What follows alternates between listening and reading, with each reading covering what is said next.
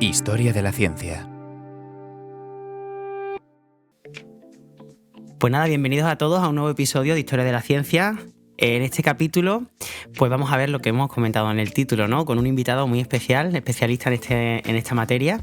Y en el capítulo anterior, pues exploramos cómo el siglo de las luces dio lugar al germen de la constitución de las diferentes disciplinas científicas.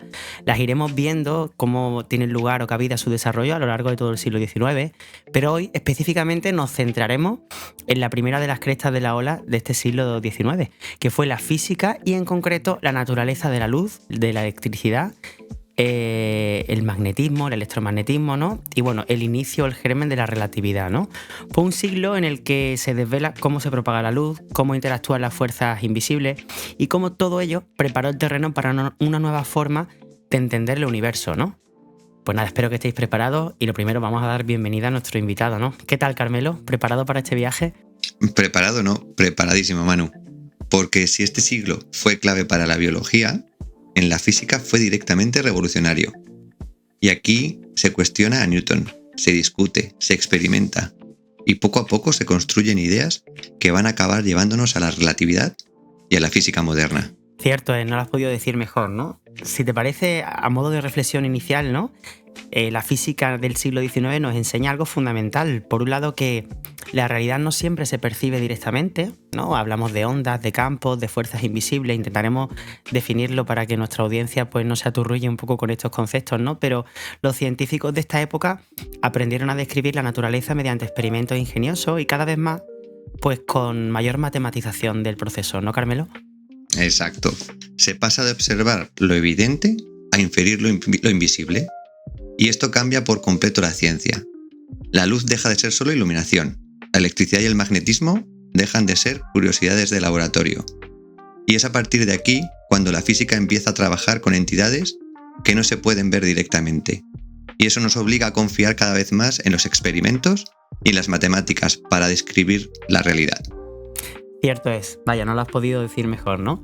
Si te parece, pues vamos ya pues, a los exponentes, ¿no? De esta época que queremos destacar, ¿no?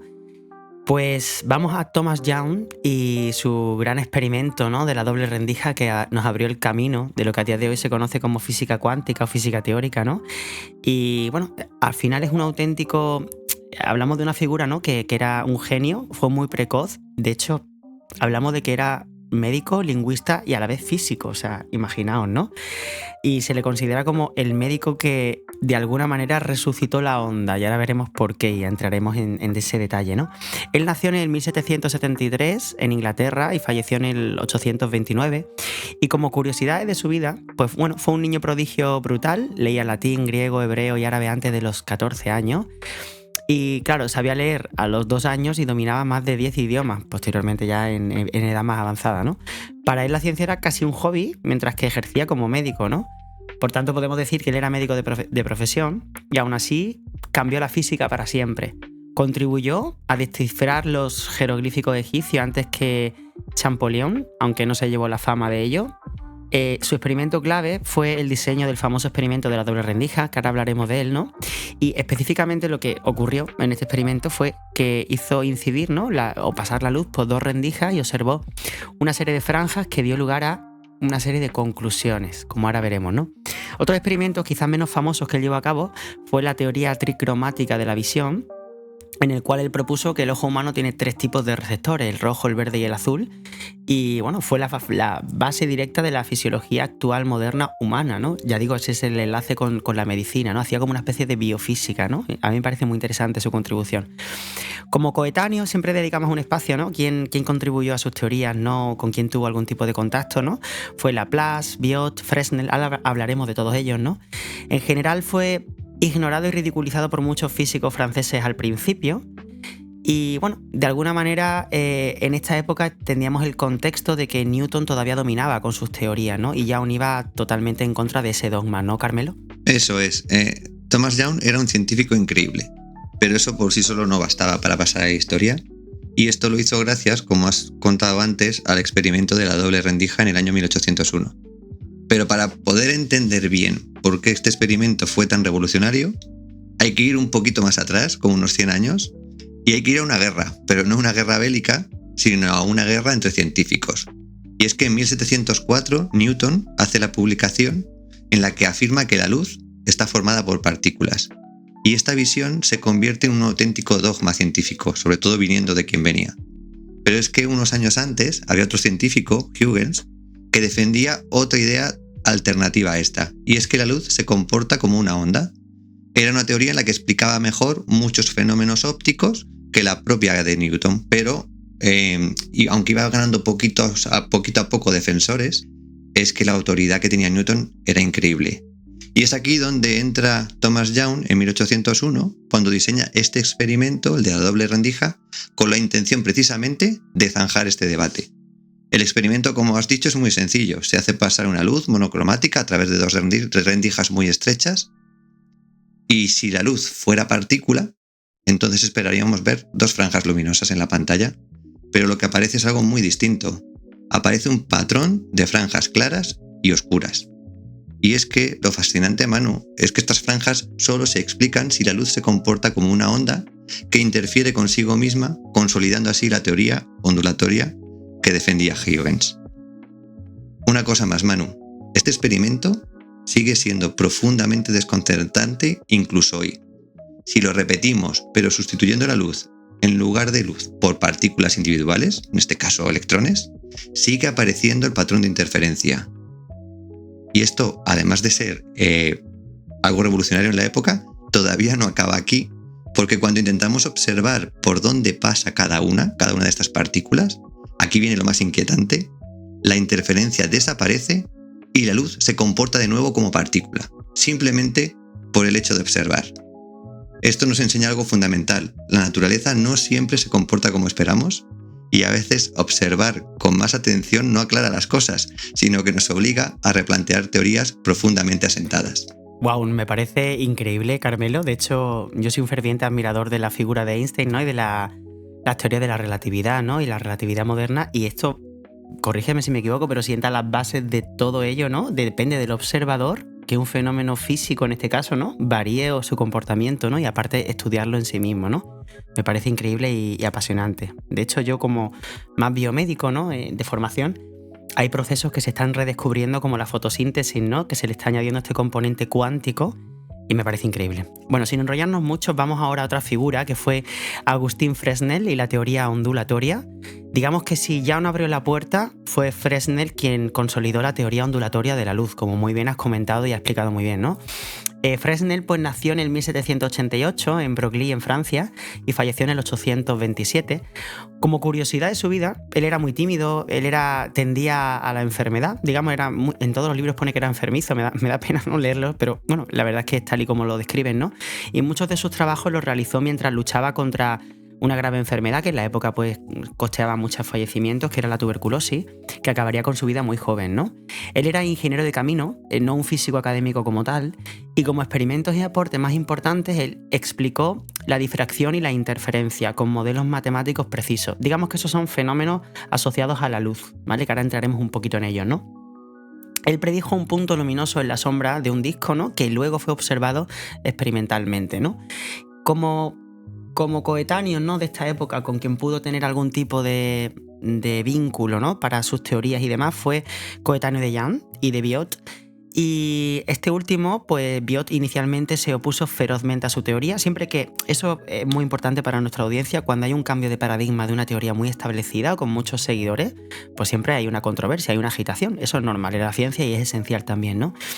Y Laplace y Poisson, que eran más newtonianos, de esta escuela newtoniana, de la disputa que nos ha comentado muy bien Carmelo, ellos dudaban hasta que el experimento les explotó en la cara, básicamente, ¿no? Así que, Carmelo, si quieres, nos puedes contar un poquito más.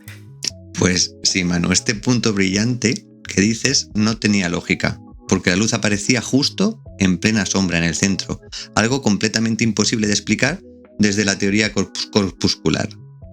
Sin embargo, encajaba perfectamente si la luz se comportaba como una onda que se difracta y se refuerza a sí misma. Lo interesante, y lo más interesante, es que Fresnel no solo lo explicó después, sino que fue capaz de predecirlo antes de observarlo. Y cuando el experimento confirmó exactamente lo que había calculado, supuso uno de los golpes definitivos a la teoría corpuscular de Newton. Y si me dejas extenderme un poquito más, te voy a contar que además de este experimento, Fresnel dejó una huella muy práctica en la óptica. Y es que diseñó las llamadas lentes de Fresnel, unas lentes escalonadas, si las ves se notan esos pequeños cortes, que permiten concentrar la luz de una forma muy eficiente sin necesidad de grandes volúmenes de material. Piensa que una lupa normalmente es muy gruesa y con esta tecnología es capaz de hacer el mismo efecto pero con lentes mucho más finas. Gracias a ellas se mejoraron los faros marítimos del siglo XIX y curiosamente hoy siguen presentes en proyectores, dispositivos de realidad virtual o sistemas ópticos modernos. Fresnel nos recuerda que la ciencia avanza incluso cuando desafía algunas figuras intocables. La autoridad no garantiza la verdad, lo que decide al final es la evidencia. Cierto es, vaya, puedes extenderte lo que quieras y sobre todo para darnos luz, ¿no? Como especialista en óptica que eres, ¿no? Así que bueno, pues vamos al siguiente, ¿no? Vamos a hablar de Laplace y de Biot en concreto en sus contribuciones a la luz y la materia, ¿no? De alguna manera Laplace fue el gran matemático del siglo XIX y contribuyó a todas estas cuestiones que estamos abordando, ¿no? Y Pierre-Simon Laplace, su nombre completo, él nació en Francia en 1749 y falleció en el 1827. Como curiosidades de su vida, él creía firmemente que con suficientes datos el universo podría predecirse por completo. Es decir, ojo, cuidado con esto, que si conociéramos todas las variables del universo, podríamos predecir el futuro. Poca cosa, ¿no? Esa idea se conoce como el demonio de Laplace y bueno, tuvo mucho peso en su momento y abrió muchos caminos con respecto a este apartado de la física, ¿no? Pasó de ser pobre absoluto, de hecho es muy curioso este dato en su vida, ¿no? A ser un conde gracias a Napoleón, ¿no? ¿Qué podemos destacar de sus aportes? Bueno, él aplicó las matemáticas a la refracción y las fuerzas moleculares entre diferentes compuestos moleculares, intentando explicar pues, la óptica desde las interacciones microscópicas, ¿no? Hacíamos un aporte a esa parte más del micromundo, ¿no? Explicó el movimiento de los planetas con una precisión brutal, consolidó la visión determinista del universo newtoniano y en todo este devenir de sus investigaciones tuvo como coetáneos a Young y a Fresnel, ¿no? Que lo hemos discutido previamente, ¿no? Él defendía el modelo de Newton y fue muy escéptico de la teoría ondulatoria, pero al principio, ¿vale? También es destacable, o al menos así me lo parece a mí, aparecen muchos libros de historia de la ciencia, que no era especialmente simpático y que cambiaba de opinión según el poder político. Así que quizá hay que tenerlo en cuenta, Carmelo. Tal y como comentas, Laplace llevó la física newtoniana a su máxima expresión. Y es que para él el universo era completamente matemático. Si conociéramos todas las fuerzas, como decías, y todas sus posiciones, el futuro estaría determinado.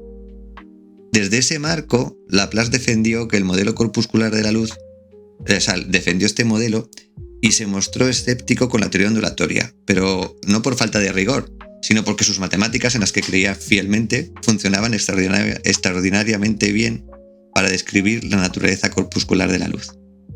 Una curiosidad: el propio Laplace fue también quien sentó las bases de la teoría de la probabilidad y de la estadística moderna, aplicándolas al estudio de los errores experimentales y a la astronomía. Incluso en un universo profundamente determinista como él pensaba, la práctica científica obligaba ya a convivir con la incertidumbre.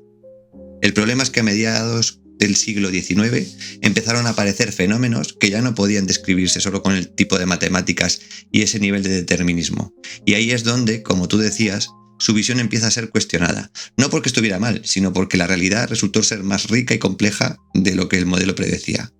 Laplace representaba la confianza absoluta en la razón y en las matemáticas, una visión que marcó profundamente la ciencia moderna, aunque más tarde sería cuestionada. Qué interesante, ¿no? Al final siempre hay como una continua revisitación, ¿no? de este proceso de matematización de la ciencia, ¿no? Y que por eso tampoco es casualidad, ¿no? Que la primera de las ciencias que tienen mayor acogida en el siglo XIX, o la cresta de la ola mayor, fue la física, ¿no? Y con contribuciones tan importantes, ¿no? Como la que acabamos de comentar, ¿no? Bueno, pues ahora vamos a Jean-Baptiste Biot, ¿no? Y Biot descubrió la rotación óptica, ¿vale? Él nació en el 1774 en París, Francia, y falleció en el 1862. Y como algo curioso, él participó en expediciones en globo aerostático para estudiar el magnetismo terrestre. Me pareció eso muy interesante. Y él tenía fama de dogmático y de poco flexible, ¿no? No sé qué nos puedes ahondar un poquito más con respecto a esto, Carmelo. Biot es una figura clave porque trabaja justo en la frontera entre la luz, la electricidad y la materia. Por un lado es conocido por la ley de Biot-Savart, que descubre cómo una corriente eléctrica genera un campo magnético, y esta ley constituye una de las bases del electromagnetismo clásico y conecta directamente con todo lo que va a venir después con Faraday y con Maxwell, de los que hablaremos posteriormente. Pero aquí hay otro resultado menos famoso y más sutil: la polarización rotatoria de la luz. Biot observó que al hacer pasar luz polarizada por ciertas sustancias, especialmente soluciones orgánicas, el plano de la polarización se giraba. Y no era un giro casual, sino que dependía del tipo de sustancia. Esto reveló algo fundamental, y es que la luz puede darnos información sobre la estructura interna de la materia. Por primera vez, la luz dejaba de ser algo simplemente que se propaga y pasa a convertirse en una herramienta para explorar cómo se organiza la materia por dentro. Y esto es algo clave para el desarrollo posterior de la física, la química y la bioquímica, especialmente en conceptos como la quiralidad. Genial. Bueno, pues de hecho es muy importante destacar, ¿no? Porque a nivel de bioquímica, estos procesos, si no hubieran sido descritos por él, o al menos contribuir, no se hubieran llevado a cabo a la práctica, ¿no? Y la bioquímica como tal forma parte del entender, ¿no? Cómo funciona una célula y el organismo, ¿no? Y la fisiología. Como coetáneos tuvo a Young, a Fresnel y a Laplace. Fue un gran opositor y activo, además, de la figura de Fresnel y de lo que, digamos, él constituyó. Y, bueno, perdió el prestigio cuando la teoría ondulatoria ganó, porque, bueno, de alguna manera tumbaba parte de las contribuciones que había tenido. Pero no por ello tenemos que desdeñar la figura científica, porque todo al final va sumando, ¿no? Y al final siempre hay que hacer como esta continua revisitación, ¿no? de determinados autores, ¿no? Así como reflexión, ¿no? Podemos decir que con Biot se comienza a hacer evidente, ¿no? Que la luz no solo ilumina, sino que actúa como una herramienta para explorar lo invisible, ¿no? Que es un poco la tónica que estamos defendiendo en todo el capítulo, ¿no? Bueno, pues vamos más allá. Vamos a meternos en vereda porque vamos a hablar de Faraday y la inducción electromagnética, ¿no? Y Faraday, bueno, fue uno de los grandes ejemplos de científico autodidacta, ¿no? Él nació en el 1791 en Londres, Inglaterra, y en el 1867 pues falleció. Y algo curioso de su vida fue que él nació pobre, sin estudios formales, empezó como aprendiz de encuadernador, y claro, eso le acercó muchísimo a la literatura, a los libros en general que encuadernaba, ¿no? Y así se formó. Apenas había matemáticas avanzadas y aún así cambió la física para siempre. Así es, Manu. Faraday es una historia casi de novela, y tengo que decirte que es de uno de mis científicos favoritos. Nació, como has dicho, en una familia muy humilde, apenas tuvo educación formal. Con 13 años empezó a trabajar como aprendiz de encuadernador y por las noches leía los libros que encuadernaba durante el día. Y esos libros fueron su única formación científica. Pero es que su vida cambió cuando pudo asistir a una conferencia de Humphrey Davy, uno de los grandes científicos de la época. Faraday tomó notas de sus conferencias con enorme cuidado, las encuadernó y se las envió al propio Davy. Aquello impresionó tanto al científico que terminó ofreciéndole trabajo en su laboratorio, y así empezó Faraday a trabajar con él, limpiando material, observando y aprendiendo a base de experimentos. Quizá por este camino tan poco académico, Faraday empezó a pensar en la física de una forma distinta, y fue el que introdujo la idea de campo, algo revolucionario en ese momento. Las fuerzas ya no actúan a distancia, sino a través del espacio. Esto cambia por completo la forma de entender la naturaleza. El espacio deja de ser simple, vacío, y pasa a tener propiedades físicas capaces de transmitir energía e interacción. Y esta forma de entender la naturaleza le llevó a hacerse una pregunta muy sencilla, pero decisiva. Y es que si una corriente eléctrica es capaz de generar magnetismo, ¿podría el magnetismo generar electricidad? Faraday pasó años probando, sin éxito al principio, hasta que se dio cuenta de un matiz clave, que es que no basta con que exista un imán. Tiene que haber cambio en ese imán, tiene que haber movimiento, porque cuando está quieto no ocurre nada. Pero al acercar el imán, al variar el campo magnético en el espacio, aparece una corriente eléctrica en el conductor. Este descubrimiento, la inducción electromagnética en 1831, fue un punto de inflexión. Demostró que la energía puede transmitirse a través del espacio sin contacto directo, y dio lugar al primer generador eléctrico, tan importante en el futuro y a día de hoy. A partir de ahí hacen los motores, las centrales eléctricas y en gran medida el mundo tecnológico moderno. Y es que Faraday demuestra que la intuición experimental puede ser tan poderosa como las matemáticas, y es que estas nuevas ideas pueden surgir desde los márgenes académicos. Wow, me ha encantado la historia. De hecho, bueno, conocía su contribución, no sabía que eras tan fan de él y agradezco la pasión porque al final él cambia las bases de todo, ¿no? Podemos decir que al final su poca parte academicista, al menos a priori o al principio, le dio esa posibilidad de tener una visión un poco más creativa de la realidad, ¿no? Si me apuras. Y eso hizo que ampliáramos las miras, ¿no? Cuando amplías un poco la conciencia en un determinado campo, se amplía muchas veces las dimensiones de estudio del mismo, ¿no? Bueno, por último, lo que me queda por decir es que los coetáneos y las relaciones que tuvo, ¿no?, con respecto a los científicos de la época, fue con Maxwell, que ahora lo veremos, ¿no? Y bueno, fue muy respetado, fue tendente al carácter humilde, ¿no? Tenía cero ego, ¿no?, para nosotros, ¿no? Y por otro lado, nuestro gran exponente que vamos a destacar ahora, que era Maxwell, lo idolatraba, ¿no? Así pues, hablamos ahora de James Clerk Maxwell y su teoría unificada o de la unificación, la veremos, ¿no? Maxwell, como tal, fue quien puso ecuaciones donde Faraday veía líneas, ¿no? Y bueno, su contribución tuvo lugar entre el 1831, que fue la época de su nacimiento, el año de nacimiento en Edimburgo, Escocia, y su fallecimiento fue en el 1879. Como curiosidad personal de él, pues bueno, desde niño dibujaba figuras geométricas por pura diversión. Las matemáticas eran su lenguaje natural. Como curiosidades adicionales, él escribía poesía, tenía un sentido del humor rarísimo, por lo que cuentan, y bueno, murió muy joven, como hemos comentado, ¿no?, con 48 años. Su aporte clave fue la matematización, ¿no?, o la geometrización, ya lo hemos visto en otros capítulos, ¿no?, ese proceso de añadir matemáticas y hacerlo con mayor precisión y rigor, de las ideas de Faraday, ¿no? Y él demostró que la luz es una onda electromagnética como tal, y él cerró, fue la clave, ¿no?, ahora nos comentarás un poquito más, Carmelo, el debate entre Young y Fresnel versus Newton, ¿no? De alguna manera, pues definitiva, ¿no? Así es, y es que con Maxwell ocurre algo que a mí me parece extraordinario.